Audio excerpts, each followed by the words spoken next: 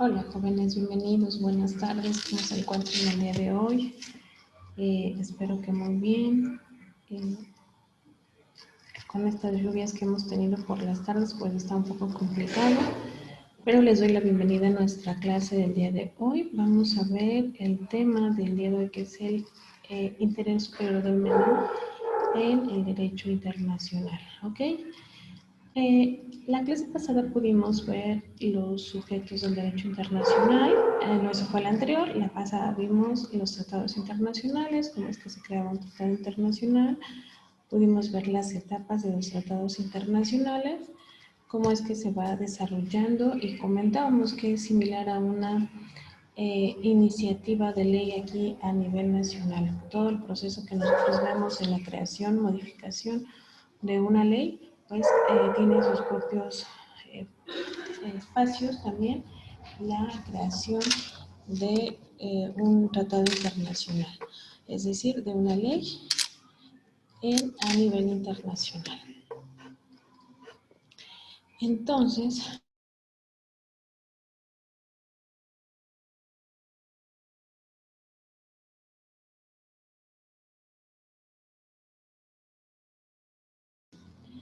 de alguna manera estamos nosotros, bienvenida Ivonne a la clase, me da mucho gusto que se conecten.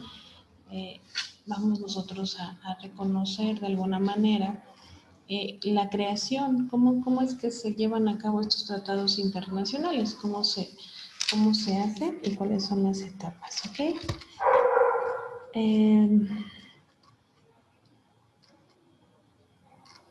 Quiero mandar un saludo aprovechando esta clase a todas las personas que nos ven en estos videos. Y bueno, el tema de hoy vamos a iniciarlo.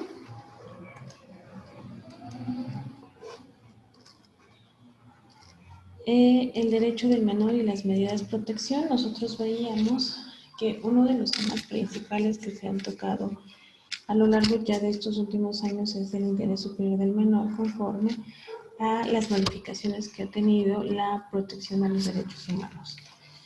Recordemos nosotros que cuando finaliza la Segunda Guerra Mundial, se empiezan a ver precisamente todas estas actividades de manera principal y preponderante al nosotros referirnos y proteger el interés superior del menor, como un tema de una protección a los derechos del niño, a los derechos humanos y a los derechos en general. Cuando se firma la Carta de las Naciones Unidas, decíamos en clases pasadas que se firma originalmente por 50 miembros. Durante 2 meses hacen el proceso de creación de la misma y terminan firmando los 51 miembros. El día de hoy son más de 100 miembros los que forman parte de esta confederación y uno de sus principales objetivos es la protección a los derechos humanos. De ahí pues se va a desligar o se va a desprender la protección a los intereses del niño. Vamos a ver nosotros que a lo largo de este tiempo, y estamos hablando de un periodo prácticamente joven, pues el objetivo es proteger a los niños, a los menores. Tanto a nivel nacional como a nivel internacional, muchos de estos tratados, muchos de estos acuerdos internacionales, México los ha adoptado en sus legislaciones estatales y en su legislación nacional, ¿sí? Y como vemos en su diapositiva, menciona que algunos foros internacionales han preferido referirse al interés superior del menor, antes que al derecho del menor y medidas de protección. El caso es la Convención de la ONU sobre los Derechos del Niño, obliga como criterio a todo tipo de autoridad a tomarlo en consideración, incluyendo a los jueces. Es decir, incluimos a todas las partes para que lo tomen como un referente, siempre poniendo a un nivel superior a los menores, al interés del menor. Y lo vamos a ir viendo a lo largo del estudio. ¿Okay? En la mayoría de los órdenes jurídicos, la tutela de la niñez ha sido elevada a la de un derecho humano. Lo mismo ha ocurrido en el ámbito convencional, ya que, por ejemplo, en la Convención Americana sobre Derechos Humanos, todo niño, sea cual fuere su filiación, tiene derecho a las medidas de protección, condición del menor, requieren por parte de su familia, de la sociedad y del Estado. Todo niño tiene el derecho a ser al amparo y bajo la responsabilidad de sus padres, así como por circunstancias excepcionales reconocidas judicialmente, el niño de corta edad no será separado de su madre. Recordemos nosotros que anteriormente, generalmente, estamos hablando de un tema, por ejemplo, de derecho romano, la prioridad era el papá, al papá se le quedaban los hijos. ¿Por qué? Pues porque en aquel momento se vivía en un patriarcado. Los hijos quedaban a responsabilidad del padre, ya que estos heredaban las condiciones de ciudadanía, las condiciones de economía, las condiciones de un nivel superior o inferior que fuera referente. Al pasar los años y al modificarse nuestras legislaciones, y especialmente en México, vivimos con la legislación donde se le da preferencia a la mujer. Si nosotros vamos a dejar hijos, vamos a llevar este juicio ante un juez, se le va a dar la preferencia a la mujer, siempre y cuando los hijos menores necesiten de la mamá. Esto es, se le va a dar a la mujer prioridad en un juicio de divorcio, en un juicio de alimentos, etcétera, etcétera. Dice nuestra psicología y obviamente estudiosos de la psicología jurídica, que son los que nos encaminan a tomar estas series de decisiones, que el hecho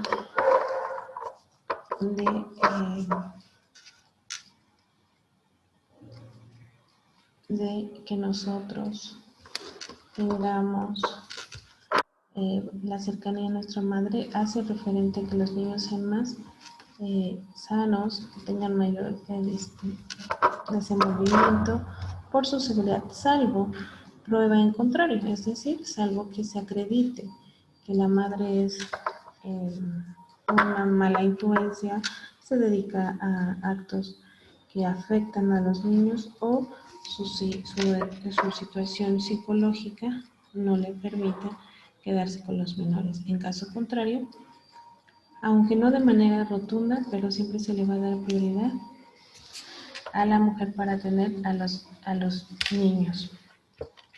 Por eso, a nivel internacional es lo mismo. Siempre se le va a dar, por ejemplo, en el caso de adopción, que más adelante lo veremos, se le va a dar prioridad a los niños. Es decir, entre menos los niños necesiten ser adoptados y tengan la capacidad y la oportunidad de crecer con su madre biológica, se prevalecerá ese derecho y se prepondera ante otros. Tan es así que cuando nosotros se da la oportunidad de que un niño sea adoptado fuera de su país, se propicia y se busca que si ya no hay otra opción que la adopción, sea dentro del mismo país. ¿Para qué? Con este objetivo de que siga el niño teniendo sus principios, sus tradiciones, su cultura y sobre todo a sus posibles familiares de manera cercana. Aquí no estamos cuidando el interés de la mamá, el interés del papá, el interés del país, estamos cuidando el interés del menor. Los tratados internacionales a lo largo de estos años, y les vuelvo a referir, son pocos años realmente, pues ha buscado esa parte, que se prepondere y se ponga sobre todo el interés superior del menor. Ok, en el ámbito interno, varias leyes y códigos de las entidades federativas han incluido lentamente algunas reglas que se orientan conforme a este interés superior al niño, pese a que no hayan sido satisfactorias. Salvo casos excepcionales, los códigos mexicanos, incluidos el del Distrito Federal, refieren al interés superior del menor en las reglas relativas a la adopción, que es estas que les vengo platicando. Nosotros sabemos y ustedes saben, los que han tenido oportunidad ya de a lo mejor litigar o a lo mejor de estar cerca de los códigos o ustedes estudiantes de derecho que se ponen ya a hacer un acto comparativo. Vamos a ver que uno de los principales o primeros códigos en reformarse y venir más a la vanguardia, a la modernidad, son los de la Ciudad de México. Ok, la Ciudad de México es uno de los principales lugares pioneros en las reformas de las leyes más modernas.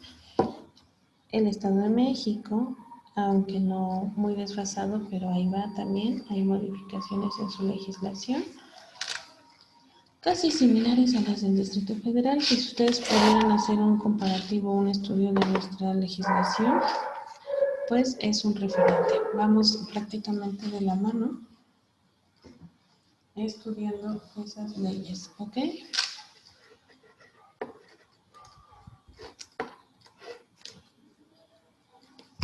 El interés superior del menor consiste, entre otros intereses, es decir, como los primordiales, vamos a ver qué consiste, en que permanezca con su familia biológica, que es lo que les comentaba yo hace un ratito, se le va a dar la prioridad a su familia biológica, es decir, el gobierno, dentro de sus instancias, así como los tribunales, tanto nacionales como internacionales, intentarán por todos los medios que los niños estén siempre bajo el resguardo de su familia biológica. Se les proporcionará también todas las herramientas posibles que el gobierno así lo permita por las circunstancias de diferentes países, porque aquí estamos hablando de un tema de nivel internacional. Por ejemplo, en un país donde está el conflicto bélico, pues no se le van a dar las mismas circunstancias que a lo mejor un país que se encuentra en paz. Entonces se va a intentar por todos los medios que se quede en el seno de su familia biológica, específicamente con su mamá, y de no ser el caso o de que se complique o de que las circunstancias no lo permitan, entonces se le da a otra familia, pero que sea del mismo país. Y yo les comentaba hace un momento, es para que siga con la misma idioma, religión, cultura, etc. Y para que de alguna manera, si de ser posible, no se les separe de sus familiares cercanos. En dado caso que esto ya no sea posible y que necesite el niño ser desplazado a otro país, pues entonces se seguirán ciertas reglas, pero siempre procurando el interés del menor.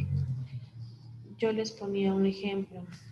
Si unos padres no pueden tener hijos y buscan el tema de la adopción, no se va a buscar o procurar que ellos sean padres, o sea, cumplir el deseo de esas personas de ser papás.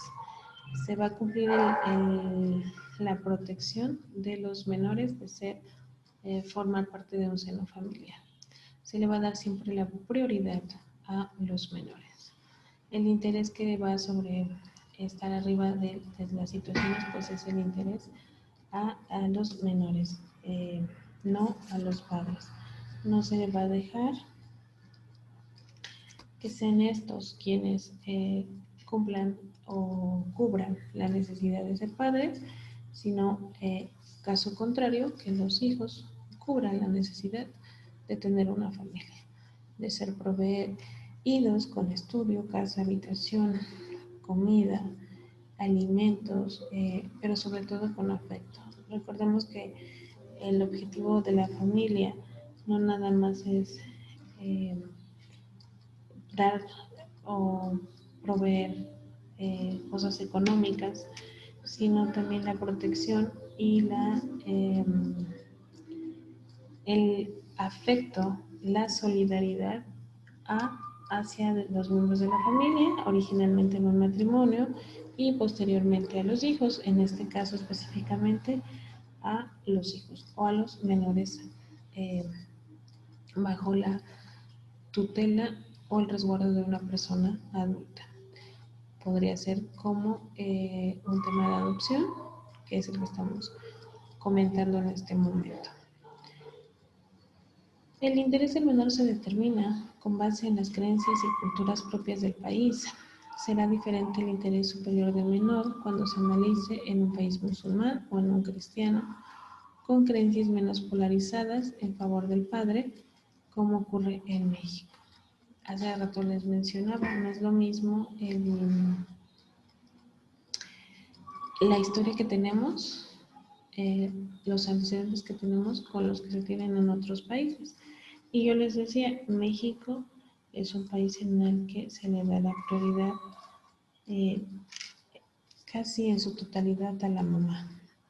Difícilmente un juez determina dejarle los hijos a un padre. Actualmente a lo mejor ya es un poco más común porque estamos evolucionando en una sociedad en la que es muy importante ir avanzando junto con lo que se va haciendo. Cada vez vemos más padres haciéndose cargo de sus hijos, a diferencia de lo que se veía hace unos años. Hace unos años la mamá, y de la caso de no ser la mamá, los abuelos, se hacían cargo de los menores. Al día de hoy ya vemos más padres siendo ellos los responsables y la base fundamental de sus hijos.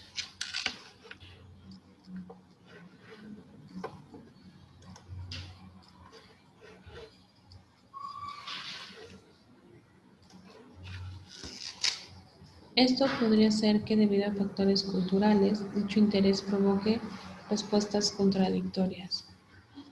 Pero no cabe la menor duda de que ese interés debe prevalecer sobre el de los padres, así como en contra de cualquier tercero, incluso en los procedimientos judiciales o administrativos en que esté de por medio un menor de edad, será privado y alejado de la prensa. Es decir, de todas las formas, vamos nosotros a cuidar y a procurar siempre el interés del menor. Sí, se va a salir de alguna manera de el factor.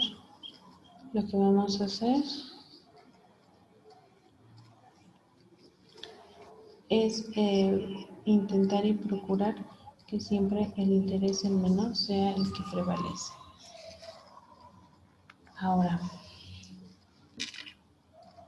hacer lo contrario representa una violación a sus derechos humanos y es aquí donde nosotros vemos a la Corte Interamericana de Derechos Humanos protegiendo siempre los intereses del menor.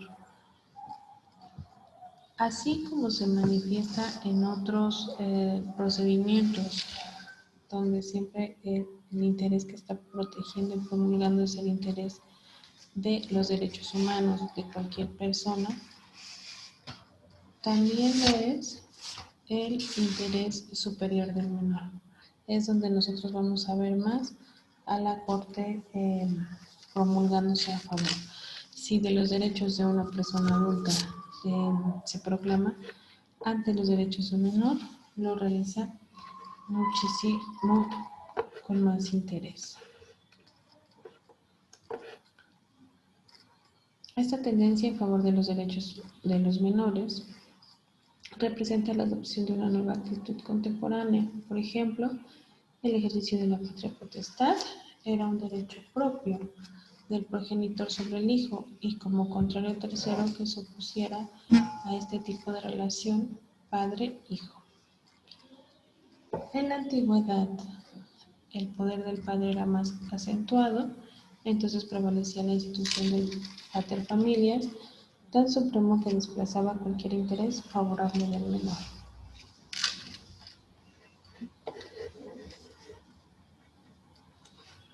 En México han sido los tratados los que hasta ahora han promovido esto a favor del menor, las leyes internas, así como algunos criterios judiciales.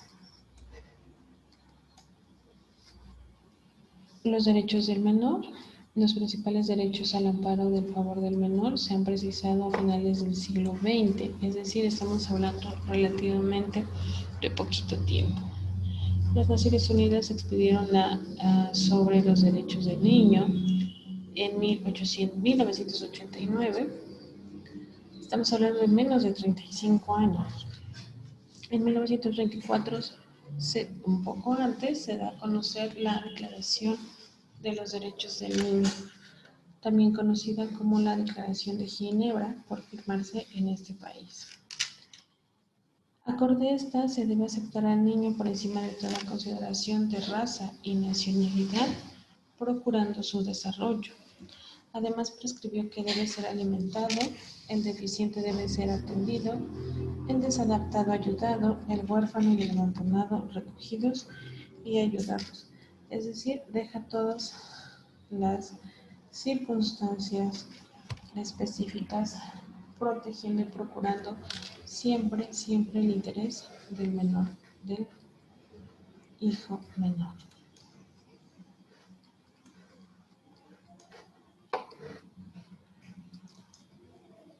La citada declaración prescribe que el niño debe ser el primero a recibir socorro en caso de calamidad, por ejemplo, un siniestro o, por ejemplo, un tema de un desastre natural. Por eso ustedes han visto que cuando existen los desastres naturales o los casos fortuitos, se le da la protección o se le da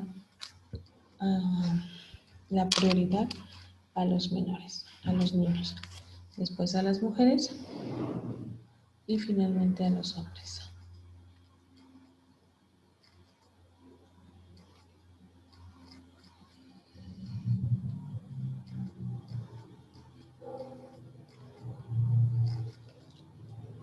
Puesto en condiciones de ganarse la vida y protegido cualquier explotación, y ya de ser educado inculcándole el sentido del deber, anteponiendo sus mejores cualidades al servicio del prójimo.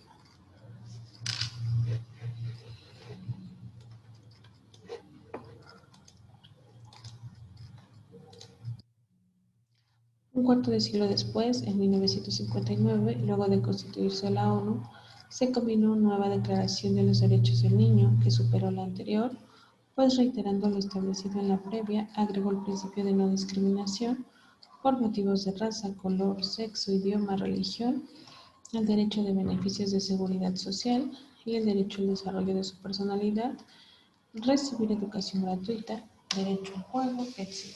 Es decir, se vincula ya y se va avanzando. Si se dan cuenta, se va avanzando en la protección del menor, ¿ok? Se va mejorando.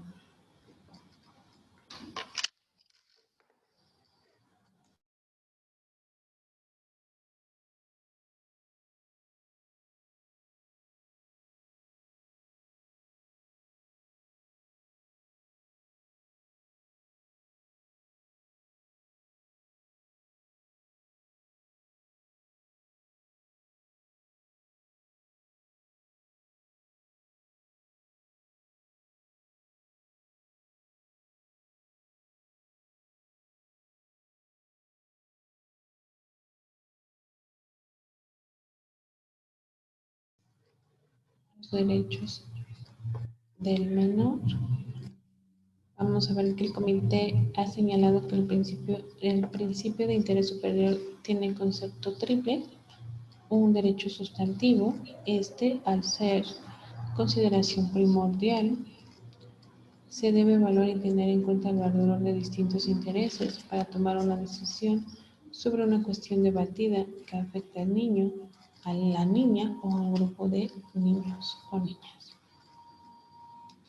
Vamos a ver que existe un principio jurídico interpretativo. Cuando una disposición jurídica admita más de una interpretación, se elegirá aquella que satisfaga el interés superior del niño, de la niña o del adolescente.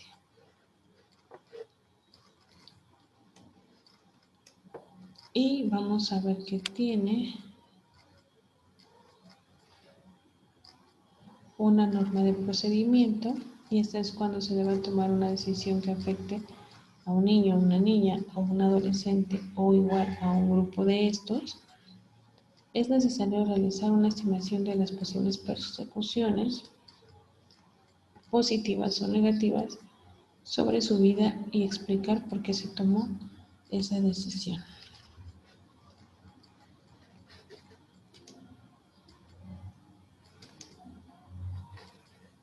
Vamos a ver que la citada declaración prescribe que el niño debe ser el primero a recibir socorro en caso de calamidad. A esto ya me regresé, ¿verdad? Perdón, chicos. Aquí vamos. Posteriormente, para el año de 1986, se da a conocer la Declaración sobre los Principios Jurídicos Sociales relativos a la protección y el bienestar de los niños, con particular referencia a la adopción y la colocación en hogares de guarda en los planos nacional e internacional. El interés de la niñez y la adolescencia en los instrumentos internacionales. Vamos a ver que existen un par de principios. El principio 2 de la Declaración de Derechos del Niño del año de 1924, es decir, la que nosotros ya vimos anteriormente, establece que al promulgar las leyes relativas a la protección y desarrollo de la niñez, la consideración fundamental a que se entenderá será el interés superior del niño. Al año siguiente, la que vimos, la de 1948, la Declaración Universal de los Derechos Humanos, en su artículo 25, señala que la infancia tiene derecho a cuidados y asistencias especiales. Y 3, la Convención sobre la Eliminación de todas las formas de discriminación contra la mujer, señala, esta ya es de 1979, que los artículos de los intereses e hijas serán la consideración primordial.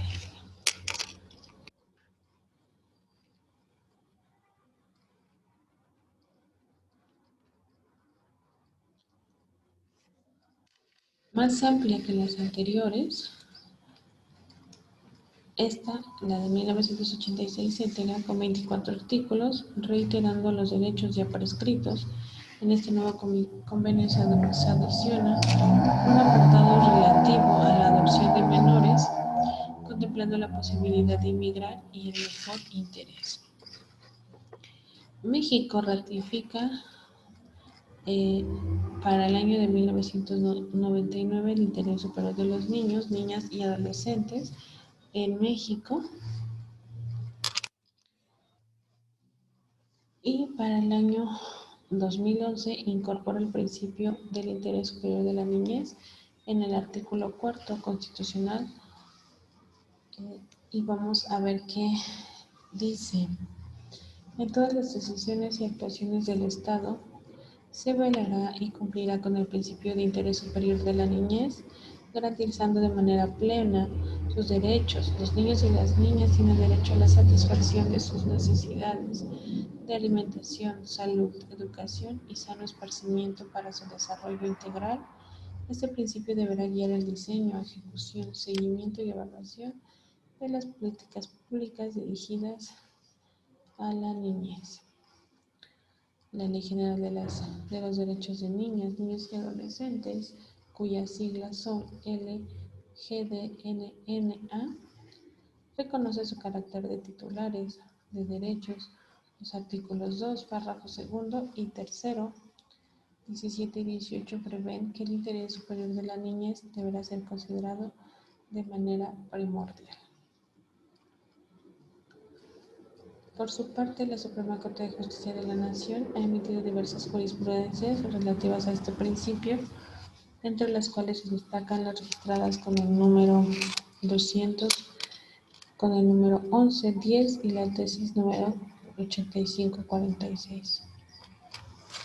En general, estos criterios enfatizan que los tribunales deberán atender el interés superior de la niñez y adolescencia y que esta demanda un estricto escrutinio de las particularidades del caso. Asimismo, señala que se debe considerar la opinión de las niñas y los niños adolescentes en cualquier decisión que les afecte y acentúa la obligación del juez. Por eso nosotros vamos a ver que se les da la oportunidad a los niños a cierta edad de tomar o de poder compartir la decisión que ellos hubieran elegido en, sobre su propio bienestar.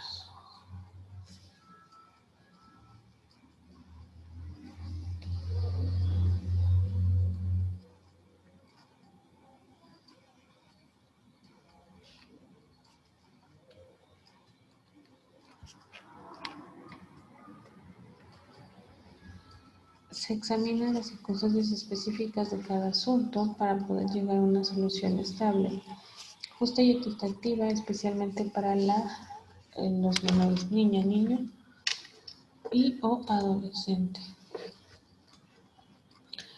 Con todo lo anterior se llega en 1989 a la Convención de la ONU sobre los Derechos del Niño, publicada en 1991.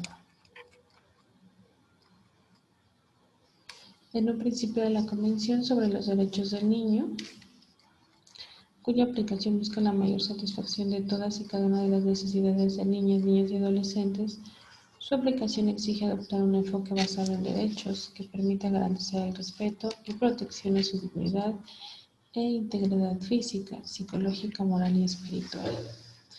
El interés superior debe ser la consideración primordial en la toma de decisiones relativas a niños, niñas y adolescentes.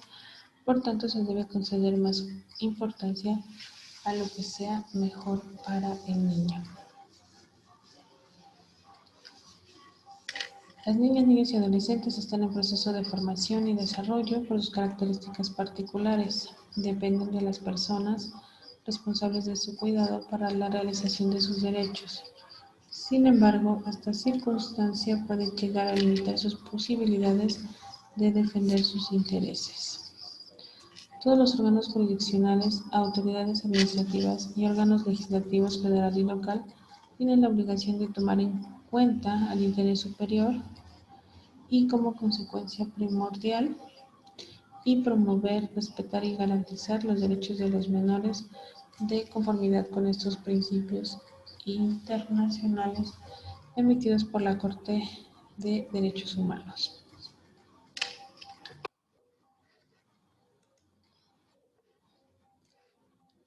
Acorde con el Fondo de las Naciones Unidas para el Desarrollo de la Infancia, la citada Convención sobre los Derechos del Niño de 1989 se apoya en varios principios políticos y procura alcanzar diversas metas, entre otras. Reforzar la dignidad humana fundamental implica llamar la atención sobre la dignidad humana de todos los niños y la necesidad de asegurar su bienestar y su desarrollo. Vamos a ver que existe la observación general número 14 del Comité de Derechos del Niño, que detalla el procedimiento de aplicación de este principio. Pide primero que nada la evaluación de las circunstancias específicas de la vida de cada niño, niña o adolescente.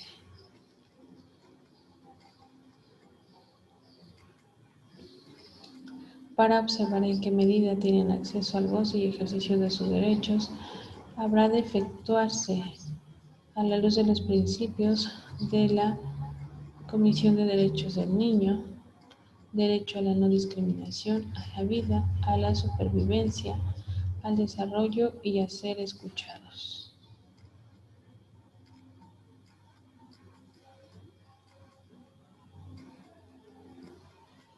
Después tenemos lo que es la determinación de medidas razonadas y adaptables de acuerdo a la edad y grado de desarrollo de las niñas, niños y adolescentes, que garanticen el disfrute pleno y efectivo de sus derechos.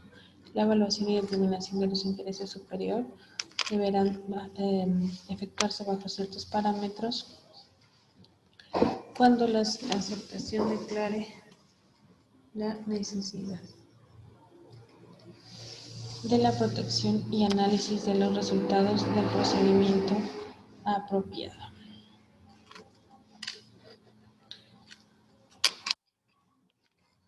Precisamente por eso menciona que reforzar la dignidad humana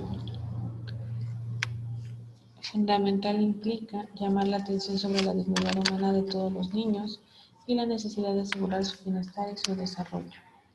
Vamos a ver que existen 5 claves para comprender la importancia y vigilar el interés superior de la niñez. La primera es contraponer la visión adultocéntrica, es decir, que las decisiones que se toman para niños, niñas y adolescentes, porque el mejor interés de esta población por encima de la visión de las personas adultas, considera que es lo mejor para ellos y para ellas.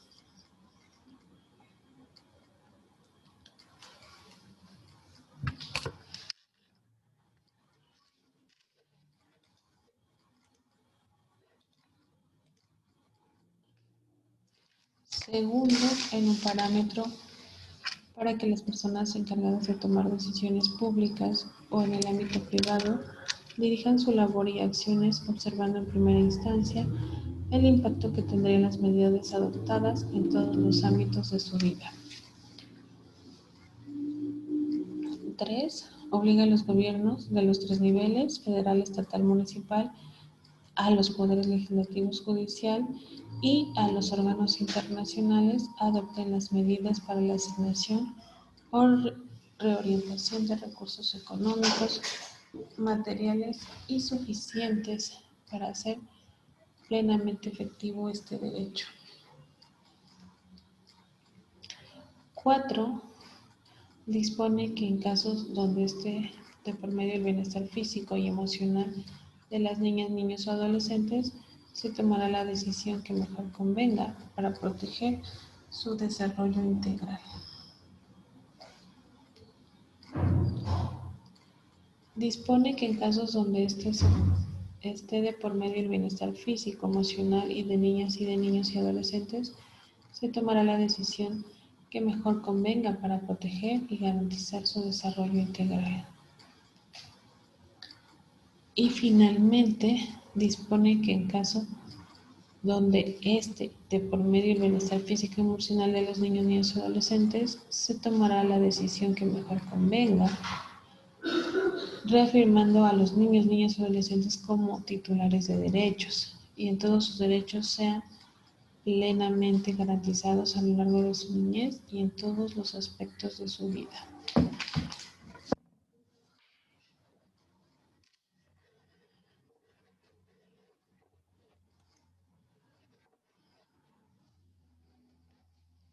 Subrayar y defender la función de la familia en la vida de los niños significa que los estados están obligados a respetar la responsabilidad primordial de los padres en materia de atención y orientación para sus hijos y a prestar apoyo a los padres y las madres en este ámbito, proporcionando asistencia material y programas de apoyo. Los estados también están obligados a evitar la separación de los niños de sus familias, a menos que esta separación se considere necesaria para el interés superior del niño. ¿Qué es esto que comentábamos al principio? Si vemos hoy, en este caso, las autoridades internacionales y las nacionales ven que el menor va a estar mejor en un hogar diferente al de los padres biológicos, se le procura ese nivel de protección.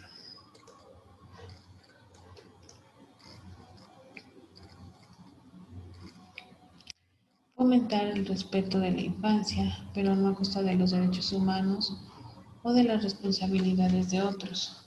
Principio según el cual los niños tienen derecho a expresar sus puntos de vista y a que sus opiniones se tomen en cuenta y se les otorgue la importancia que se merecen. Esto implica que los puntos de vista de los niños sean únicos y que prevalezcan. El principio sostiene que los niños tienen la responsabilidad de respetar los derechos de los demás, especialmente la de sus padres y sus madres. Recordemos que eso también es una dualidad de las obligaciones, ¿ok? Aquello que yo te te proporciono y te proveo, en un momento dado tú tienes que respetarme y en un momento dado regresar el tema. También hace hincapié en la necesidad de respetar la evolución de las facultades de los niños, pero sin otorgarles el derecho a tomar decisiones por su cuenta cuando no tienen edad suficiente.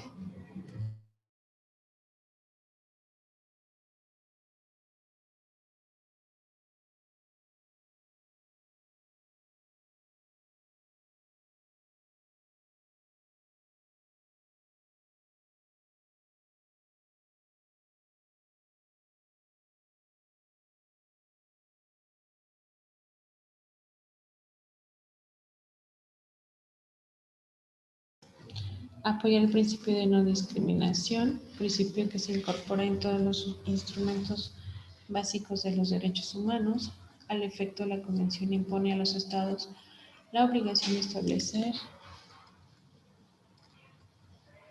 quiénes son los niños más vulnerables y favorecidos dentro de sus fronteras y tomar las medidas apropiadas para el cumplimiento y la protección de sus derechos.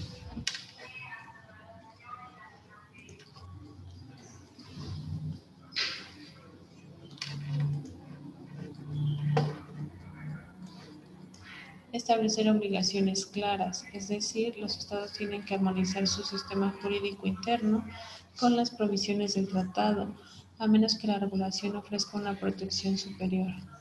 De igual manera, los estados se publican internacionalmente de sus acciones mediante la presentación sobre la aplicación de la Convención. El núcleo del proceso de verificación es el Comité de los Derechos del Niño, una entidad independiente cuyos miembros se nombran tras una elección, poseen alta reputación moral y son expertos en el ámbito de los derechos humanos.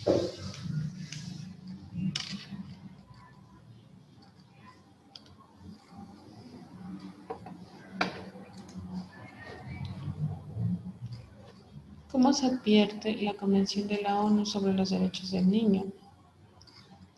Es un instrumento dirigido a reafirmar los derechos humanos, enfatizando que la infancia derecha a cuidados y asistencia especiales supone a su familia como un grupo fundamental de la sociedad y medio natural para el crecimiento y el bienestar de niños que deben recibir la protección y asistencia necesarios para poder asumir medianamente sus responsabilidades dentro de la comunidad.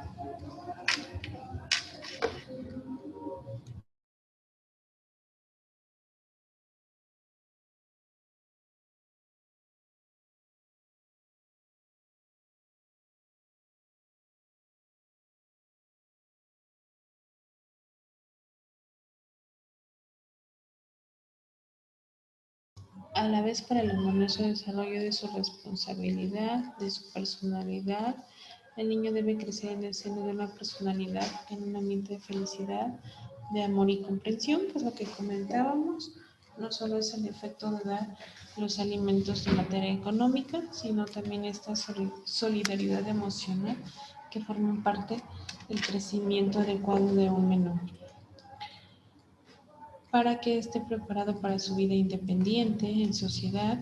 Para ello debe ser educado en el espíritu de ideales proclamados en la Carta de las Naciones Unidas y en particular en un rito de paz, dignidad, tolerancia, libertad, igualdad y solidaridad. No discriminación. Y ahí pueden ver una diapositiva.